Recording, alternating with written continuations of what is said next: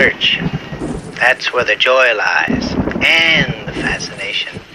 Let the others scurry about gathering their contemporary bits of gossip. This is where the meat is found. Here's the bell for the main event. I'll tell you a story about Marciano. He came in to do that show.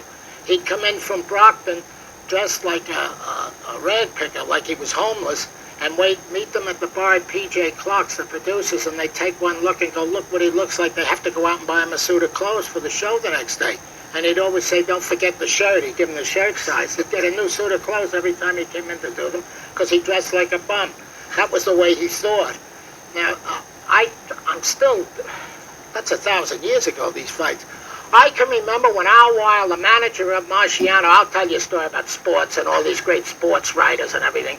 Al Weil, and somebody was passing bad checks. So they brought him into the grand jury, brought Weil in and said, would you just sign your name so the grand jury can indict the guy for forging Al Weil's name?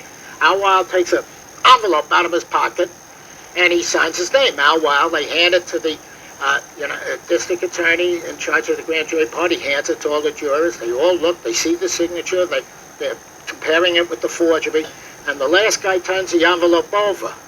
The envelope said, World Telegram, $75 a boxing writer. He had the list of all the boxing writers in New York City who were getting paid under the table. Well, I wasn't on it. I was doing these things. Marciano, he came into Gallagher's restaurant at 4 o'clock in the afternoon before a fight. And Joe Weber was the head waiter at Gallagher's, was in charge of the food. He had to cook the steaks himself because, they had two guys with shotguns as you walked into the place. The restaurant was closed till 5:30, and he was in there at 4. And he cooked, and then Joe Weber would have to get in the car and go to the Yankee Stadium with them for the fight. He'd sit down in the front row. The minute Marciano got in the ring and the bell rang and he didn't keel over from food poisoning, Weber sat back. He didn't care what happened in the fight. I'm safe. If he ever got sick in the corner, somebody behind Weber would have shot him right in the back in the Yankee Stadium. He went beyond courage, and he truly liked it. He liked the sport. He liked getting hit, and he liked hitting. Don't ask me. It never bothered him. He never complained. Once there was in Tootshaw's bar, and some guy came in and was abusing him at night that wanted to get in a fight. They want to make themselves famous for a minute or something. So he finally broke off and went to the men's room, and as he's walking in, he looked out the door and he says, they just offered me $2 million, and this bum wants it for nothing. And he shut the door and went in. I remember that. The money was all he thought about, and he always kept a list of the people who owed him money. He loaned money out for interest, and he made the neatest 2,500 period Eddie C. in Cleveland, Mayfield Road. And if Eddie didn't pay, Marciano would go to the Butler Terminal at LaGuardia Field and stand there, and everybody would say hello. And finally, one guy with a private plane would say, he'd say to him like they were cabs, where are you going? A guy would say Cleveland. Marciano said, I'd go with you.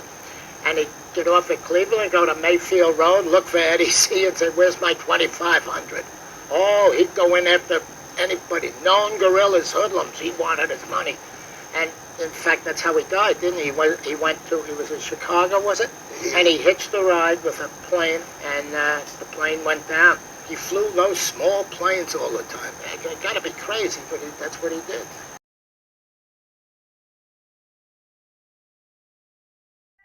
This is Rocky Marciano. When I held the heavyweight title, they called me the Brockton Blockbuster. You'll find out why. Thank God for people like you that can keep this history going, because there's history there. And it's history that has never been repeated. So I kind of hesitated talking to you at the beginning. But when I read the book, I changed my mind.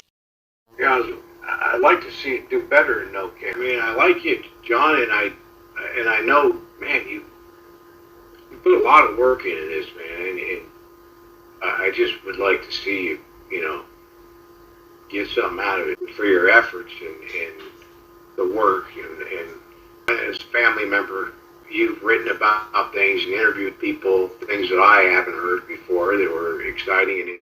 I think that you're really, really getting it down. And I'm not saying that you're not getting Rocky. You certainly are. Keep looking for that balance.